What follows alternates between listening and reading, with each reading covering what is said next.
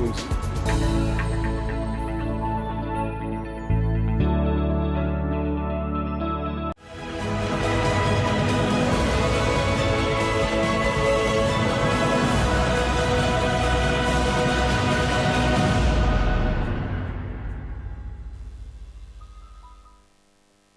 Madame, Monsieur, bonjour et bienvenue à ce nouveau numéro de l'émission Décrit Info, ce magazine d'analyse d'actualité politique, sociale, économique, juridique que nous avons lancé ici à CPL Télévision. Des questions importantes sont mises sur la table.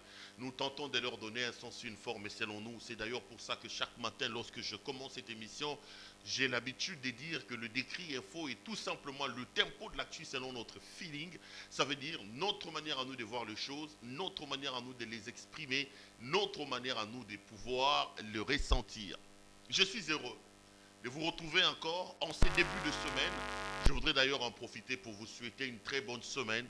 Priez de tout mon cœur pour que le Seigneur accomplisse le vœu le plus profond de vos cœurs et que Dieu rende compte qu'il y a une collision entre ce que vous voulez et ce que vous vivez.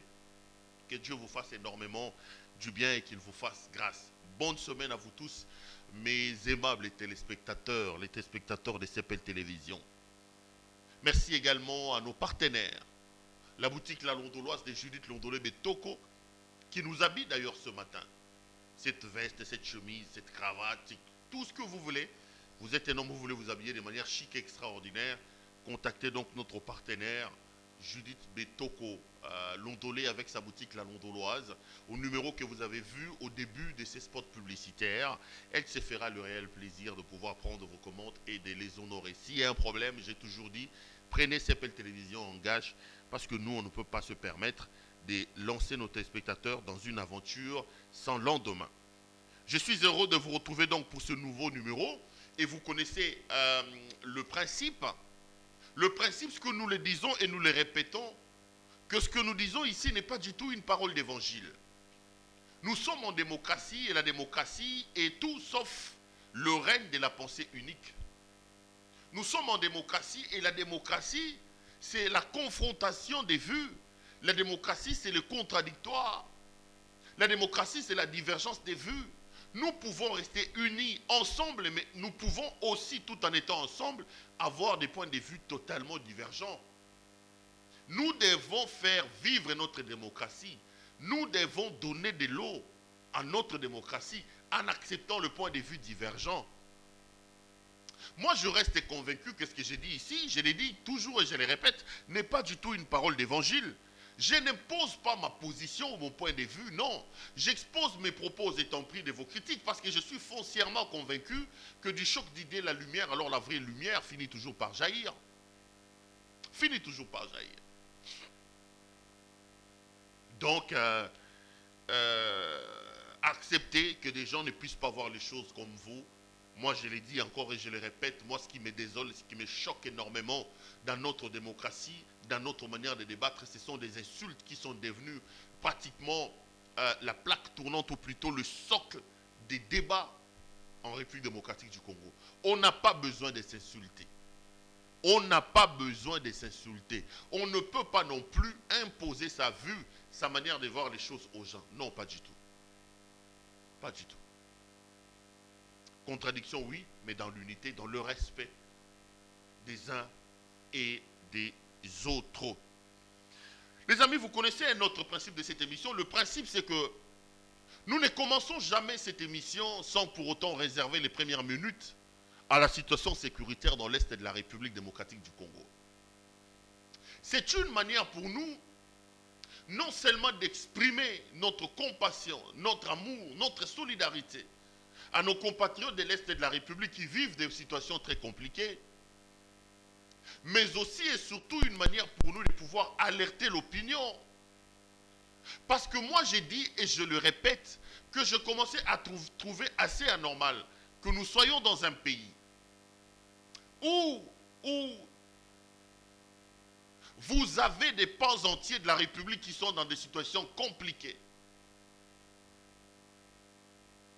Mais que certains compatriotes, ou nous tous, nous donnions l'impression que ce qui s'est passé dans l'Est de la République démocratique du Congo ne nous intéressait pas du tout. J'ai dit toujours que nous devons considérer le Congo comme un corps. Et dans un corps, il n'y a pas de parties plus importantes que d'autres. Toutes les parties du corps sont importantes. Le cerveau ne peut pas dire aux autres parties du corps que c'est moi le cerveau, l'unité centrale, la plaque tournante, c'est moi, c'est par moi que tout part. Et négliger l'orteil. Non, quand l'orteil est malade, même le cerveau ne tourne plus correctement. Le Congo doit être pris. Le Congo doit être compris comme ce corps. Et nous devons tous, à l'unisson, à l'unanimité, être ensemble lorsque des situations compliquées se posent dans notre pays. Surtout les amis, surtout lorsque ces situations-là amènent à la désintégration du Congo comme État.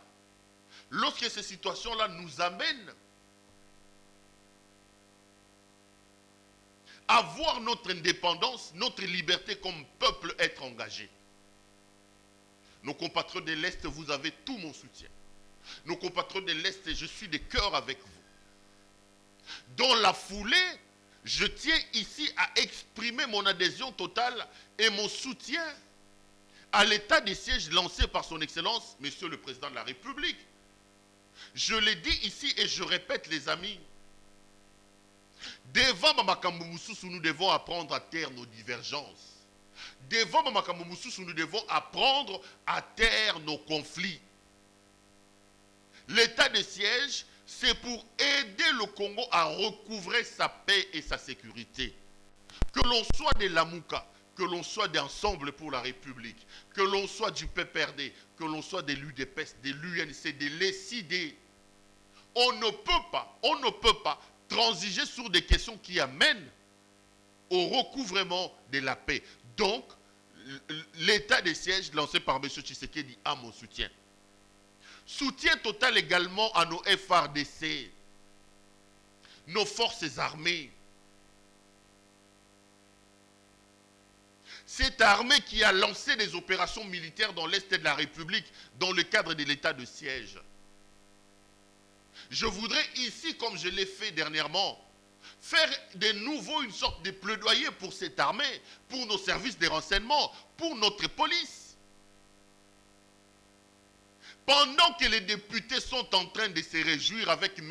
Mbosso, par des jeeps, une jeep coûte 50 000 $ américains, pas moins de 50 000 $. La République sort plus de 25 millions de dollars américains pour octroyer gratuitement des jeeps aux députés.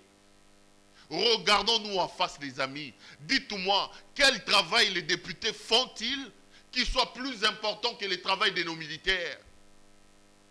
Que ce militaire, au détriment de leur vie, de leur famille, ils abandonnent ici tout et ils vont aller donner leur vie dans l'Est de la République pour nous, pour notre protection. Qu'est-ce que les députés font de plus que ces militaires-là? Qu'est-ce que ces députés-là font plus que nos enseignants? La maîtresse qui apprend à mon fils de première année primaire comment écrire l'alphabet français, comment prononcer correctement des mots. Cette maîtresse-là souffre, son salaire est modique. Pendant ce temps, les députés qui sont logés déjà en bonne enseigne, parce qu'ils sont bien payés, eux, gratuitement, ils bénéficient des jeeps. Je plaide donc pour que la République devienne un peu plus consciente. Je plaide non pas comme, comment il s'appelle, Jean-Marc Aboun, qui parle en fuyant le débat d'une inconscience collective. Non, moi je plaide pour que ceux qui sont au pouvoir, que nos dirigeants prennent conscience que le pays se trouve dans un gouffre. Le pays se trouve dans une situation très compliquée. Tout est priorité dans ce pays, mais il va falloir aussi comprendre les vraies priorités. Donner des cadeaux, des jeeps aux députés à l'heure où nous parlons n'était pas une priorité. Pas du tout une priorité. Finalement, qu'est-ce que nous voulons exactement dans ce pays? Qu'est-ce que nous voulons exactement dans ce pays? Qui peut me dire qu'à l'heure où nous parlons, les députés nationaux avaient besoin de jeeps? Eux qui sont payés plus de 5 000 $ américains. et qui ont des invisibles. À chaque opération, il faut que les invisibles circulent. Qu'est-ce que vous allez dire de cet enseignant? Qu'est-ce que vous allez dire de ces militaires-là? J'ai suivi avec foi au dos, j'avais la chair de poule quand j'ai entendu le son qui a fuité de M. Mbosso. Prenez votre mal en patience. Après ici, je ferai un décrit où je parlerai de cette affaire incroyable d'Égypte. Où je parlerai de cette inconscience terrible de la République dans cette affaire d'Égypte. Le président de la République doit faire très attention. Si le régime pense qu'en donnant des jeeps à ces députés-là, il aura leur loyauté, leur fidélité, le régime se trompe. La plupart qui sont là-bas ont été plusieurs fois ministres. Ils ont été mandataires. Ils ont profité des Kabila. Mais ils ne se sont pas empêchés à la première occasion d'abandonner Kabila pour aller à l'Union sacrée. Qui a bu, boira. De même qu'ils ont trahi Kabila. Lorsqu'une autre occasion se présentera, ils n'hésiteront pas une seule seconde à trahir M. Tshisekedi. Ce ne sont pas les jeeps qu'on leur donne qui scellera leur loyauté. Non. Ici, je me conforte lorsque je disais à son Excellence, Monsieur le Président de la République. J'ai dit, c'est d'ailleurs pour ça que moi je ne soutiens plus depuis un temps l'Union sacrée. J'ai dit non, Monsieur le Président. Kabila est un homme qui a détruit les pays. J'en conviens, Monsieur le Président. Vous êtes les fils de Tchen Tshisekedi de rose mémoire. Psychologiquement, ça nous mettait mal à l'aise de voir M. Tshisekedi être en mariage avec Kabila. Monsieur le Président, il faut rompre ce mariage. Merci, Monsieur le Président, parce qu'il l'a fait. Mais j'avais ajouté, Monsieur le Président, après la rupture avec Kabila, le grand travail, alors le grand travail, sera le formatage dans la tête des gens qui quittent Kabila. Il faut faire un travail de formatage. Expliquer à ces gens-là que là où vous venez de quitter Kabila. Ici, vous êtes venus pour travailler, non pas pour votre compte. Vous êtes venus pour travailler pour la République. Et pour ça, Monsieur le Président, il fallait fixer les lignes, il fallait fixer les bornes. La frontière de la conduite. C'est ce que moi je reproche à l'Union sacrée. L'Union sacrée est allée prendre de loups, mais l'Union sacrée n'a pas pris soin de faire l'évangélisation pour imprégner la vision basée sur l'état des droits, basée sur le peuple d'abord, dans la tête de ces transfuges-là de l'Union sacrée. Ce qui fait qu'aujourd'hui on prend le même, on recommence. On prend le même, on recommence. Parce qu'on n'a pas formaté la tête de ces députés-là. Je plaide donc pour que l'État s'organise pour donner un bon salaire à nos militaires. Je plaide donc pour que l'État s'organise pour s'occuper de nos policiers, pour s'occuper de nos services de renseignement.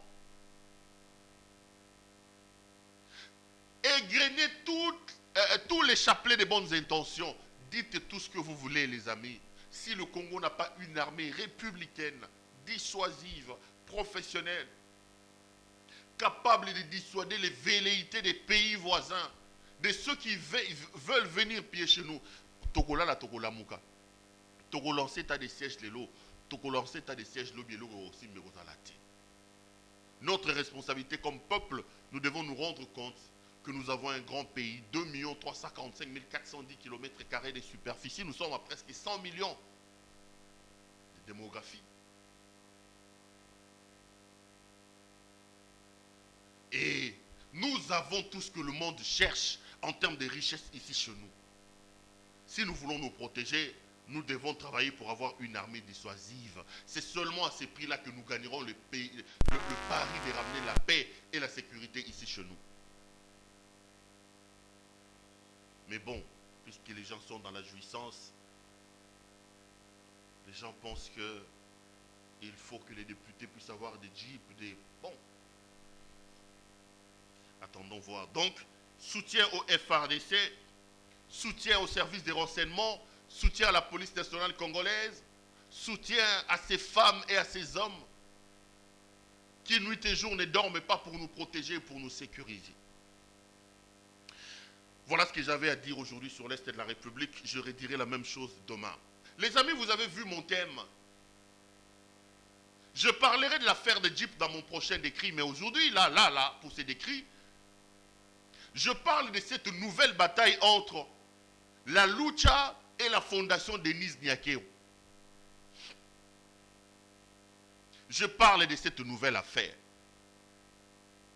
Ici, je vous avais fait déjà un décrit dans lequel je revenais sur ces conflits entre guillemets qui opposent la fondation Denis Nyakero, appartenant à la très distinguée première dame, Madame Denis Nyakero, et l'ONG, si ceci faut appeler ça ONG, ou Mouvement Citoyen Lucha. J'ai lu un communiqué d'un certain Ghislain Kasereka, qui a écrit un communiqué, un très long communiqué, s'attaquant à la fondation de la première dame. Je voudrais ici prendre quelques extraits, parce que c'est 2 pages, où il explique que, voilà, il était là, chez lui, il a vu qu'on lui a envoyé un mandat de comparution, il ne comprend pas. Et il dit vers la fin, au regard de ce que je viens de relater, il est clair et net que la fondation Denis Nyakero Tshisekedi Marcel et me poursuit pour une supposée infraction que je n'ai manifestement pas commise.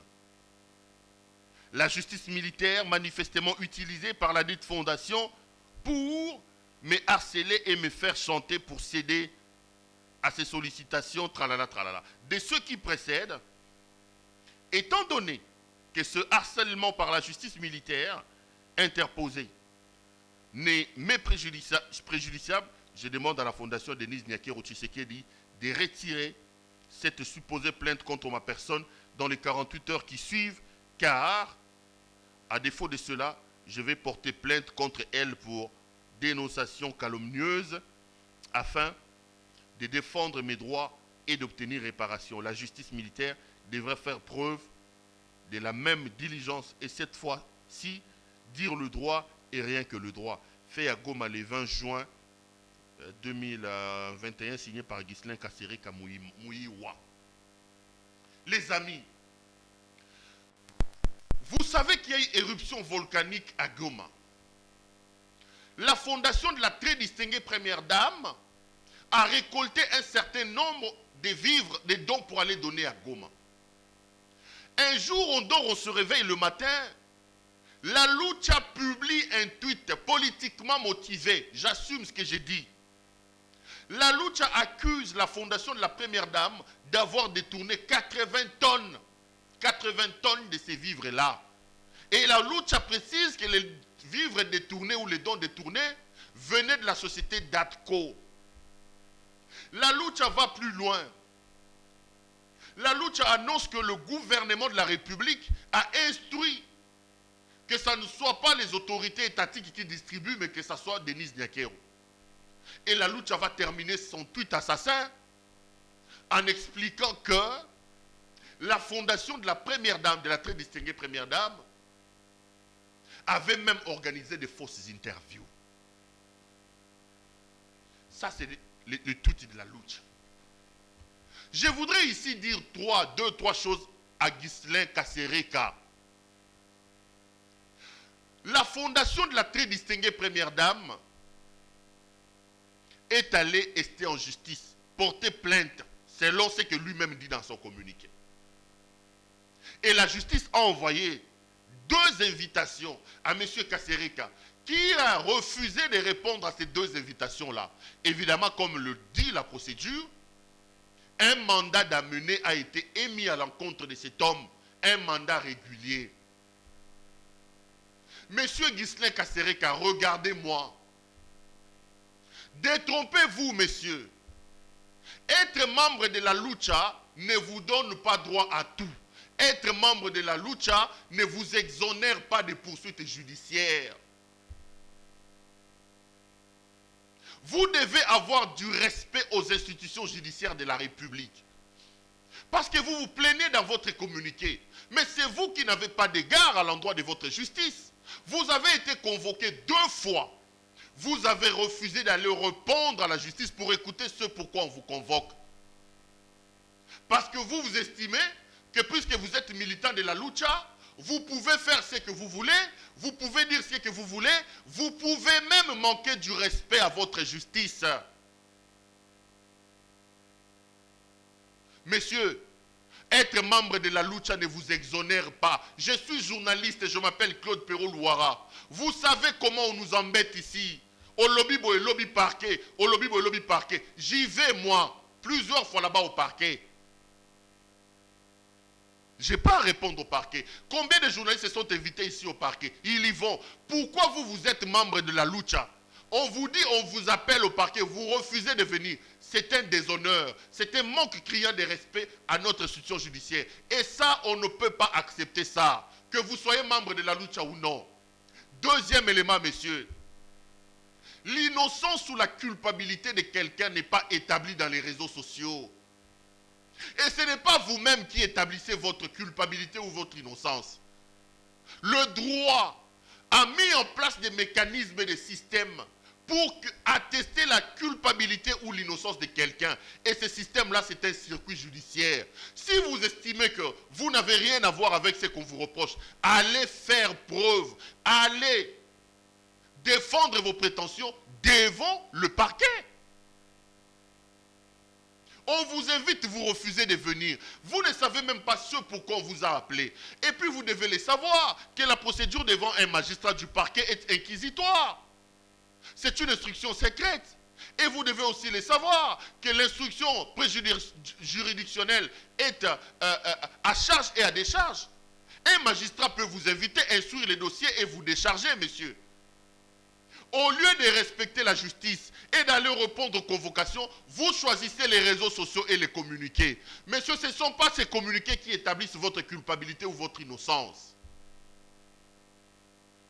Troisième élément, vous avez fait des affirmations, vous, de la Lucha.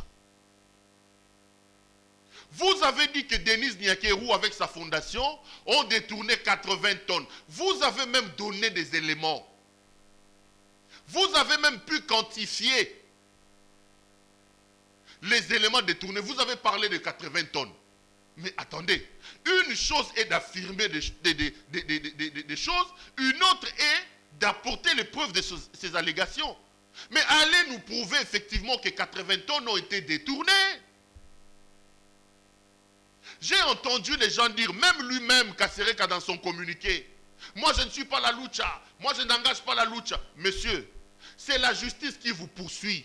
Même si c'est la Lucha qui a signé le communiqué. Le magistrat instructeur du dossier, peut-être qu'il a des éléments qui démontrent effectivement que la personne qui est derrière les communiqués de la Lucha chez vous, allez exprimer vos prétentions devant ces magistrats. Vous fouillez la justice et vous venez ici avec des communiqués. Pire encore, il dit que je donne 48 heures à Denis Nyakeru et sa fondation de retirer la plainte. Non, messieurs. Le bourreau demande à sa victime, impose même un délai à sa victime. Ici, la fondation Denis Nyakeru est victime. Vous tous, vous le savez, les amis, qu'une fondation vit des dons, des bonnes volontés des personnes. Mais quand vous décidez de salir l'image d'une fondation, de jeter en pâture sa réputation, vous mettez fin aux activités de cette fondation-là. Avec votre tweet, il y a des donateurs qui se sont sentis lésés, qui n'ont plus confiance à la fondation Denis Nyakeru. Et quand il va se plaindre, j'entends les gens dire Kabila était ici, il était tout le temps insulté. Comment il s'appelle Olive aussi, on l'insulte. Chacun a ses méthodes. Kabila avait son honneur ici avec comment il s'appelle, Kalev, qui intimidait les gens. Il réglait des problèmes de manière indue avec l'ANER. Peut-être Denis Nyakeru, elle s'est dit, nous sommes respectueux des lois. Il y a des cours et tribunaux qui existent pour faire valoir ses prétentions. Moi, je respecte les principes, je respecte les droits. C'est comme ça qu'il va aller rester en justice. Son péché est où? Son péché est où? Vous vous réveillez un matin, vous faites des tweets, vous jetez en pâture l'image de quelqu'un, la réputation d'une fondation, balobaba lobate. Monsieur Kasereka, allez répondre devant le magistrat. Arrêtez de pondre des communiqués alambiqués comme ça là. Des communiqués qui n'ont pas de sens. Arrêtez d'intimider les gens. Vous avez affirmé des choses, allez apporter la preuve de vos affirmations. C'est tout ce qu'on vous demande. C'est tout ce qu'on vous demande. C'est tout ce qu'on demande à M. Kasereka. Ils ont même quantifié la hauteur du détournement. Ils ont même quantifié la hauteur du détournement. Alors, puisque vous avez quantifié la hauteur du détournement, apportez des preuves. Apportez des preuves, effectivement, que la fondation Denis Nyakero avait détourné. J'ai lu les communiqués, je me suis dit, en tout cas dans ce pays. Et puis les amis, nos amis là des ONG, soi-disant ONG, mouvements citoyens, ne vous trompez pas. On sait pour qui vous roulez. On sait que vous êtes les membres d'un corps dont la tête est ailleurs. On sait que vous obéissez aux ordres. C'est le seul pays au monde où vous avez une société civile réputée proche des Kabila, réputée proche de Tshisekedi. Vous avez des églises, des confessions religieuses. On sait que tel prêtre est proche de ceci, proche de cela. La lucha a tout simplement été instrumentalisée. Le tweet de la lucha était un tweet politiquement motivé. Ils ont été instrumentalisés, ils ont mis en place cette machination-là pour salir la réputation de la première dame, pour salir la réputation de sa fondation, les amis. Vous connaissez mes positions parfois, vous connaissez mon indépendance d'esprit. Vous n'allez pas dire comment acheter ici pour dire ce que je dis. On ne tue pas l'innocent. On ne laisse pas un innocent aller à l'abattoir. On n'affirme pas des choses. La lucha a été instrumentalisée pour saper l'image de la première dame. La lucha a été instrumentalisée pour saper l'image de la fondation Denis Nyakero. Soki maman Denise, motema na esali alobi bon, na limbisa, ako limbisa. C'est elle qui choisit. Soki maman Denise, motema na elobi, allons vers la justice parce que ma réputation et la réputation de ma fondation ont été salies. Toko kene la justice, c'est à elle de voir. On ne peut pas lui reprocher ça. On ne peut pas comparer l'incomparable. Les mouvements citoyens, ce sont des membres d'un corps dont la tête est ailleurs. Ils sont récupérés pour des besoins de la cause. Quand le besoin s'impose, quand les maîtres à penser ont affaire, quand les maîtres à penser veulent narguer les gens, ils récupèrent ces mouvements citoyens-là. Et même les gens de la société civile ici, les ONG de défense des droits de l'homme, parfois ils sont récupérés. On connaît comment ça se passe. Mais je voudrais ici, comme je l'ai fait lors de la dernière fois, rassurer l'opinion que de mes enquêtes journalistiques, il est clairement établi qu'il s'agit tout simplement des allégations non fondées de la lucha. Il s'agit d'une machination. Nous sommes ici en face d'une instrumentalisation politiquement motivée. La fondation de la très distinguée première dame n'a jamais, alors jamais détourné 80 tonnes. Croyez-moi sur parole.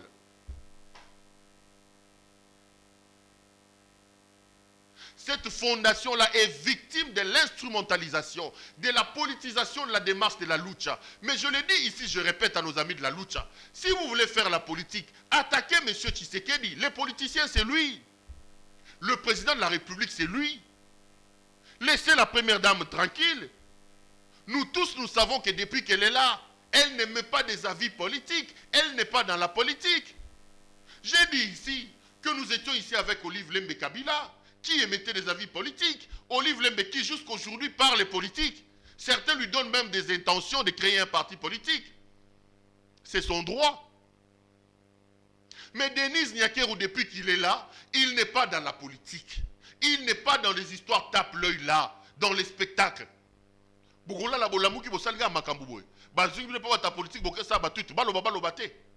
Faisons la politique, oui. Faisons des analyses politiques, oui. Critiquons politiquement, oui. Mais laissez la première dame tranquille, mener sa vie calmement et faire ses activités de bienfaisance au profit des Congolais. Laissez-la tranquille. Attaquez-vous à M. Tshisekedi, vous de la lucha. Parce qu'on sait que la plupart de vos prises de position sont motivées politiquement. Tu vas écrire un communiqué comme ça, non-sens, alambiqué. Le tout dépend de la volonté de la tête de la fondation Denis Nyakero. S'ils veulent aller en justice, bah qu'elle est la justice. S'ils veulent pardonner, bah pardonner. Personne n'a le droit de leur imposer des choses. Surtout que leur image se retrouve aujourd'hui en pièces à cause de ces tweets assassins et politiquement motivés de la lucha. Voici ce que j'avais à vous dire aujourd'hui, les amis. Je vous retrouve demain pour un autre numéro. Prenez rendez-vous, je parlerai de cette affaire d'Égypte. Je suis encore en train de récolter tous les éléments. Je reviendrai là-dessus. J'ai été heureux de vous présenter cette émission. Portez-vous bien et restez branchés sur nos programmes. À demain.